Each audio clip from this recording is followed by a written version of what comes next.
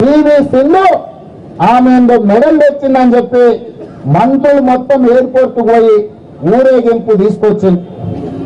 Medal తేవడం మంచిదే, ఆమెను అభిమానించడం మంచిదే, కానీ 15 మంది మంత్రులు ఎయిర్పోర్ట్ పోయి ఊరేగింపు చేసిండు కదా.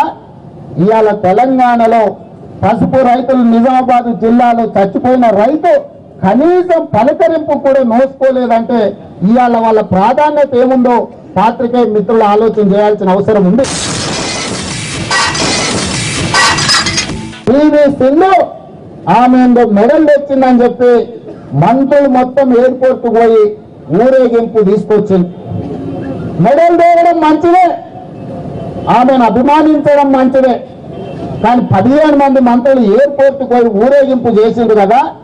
ఇవాళ తెలంగాణలో పసుపు రైతులు నిజామాబాద్ జిల్లాలో చచ్చిపోయిన రైతు కనీసం పలకరింపు కూడా నోసుకోలేదంటే ఇవాళ వాళ్ళ ప్రాధాన్యత ఏముందో పాత్రికేయ మిత్రులు ఆలోచన చేయాల్సిన అవసరం ఉంది.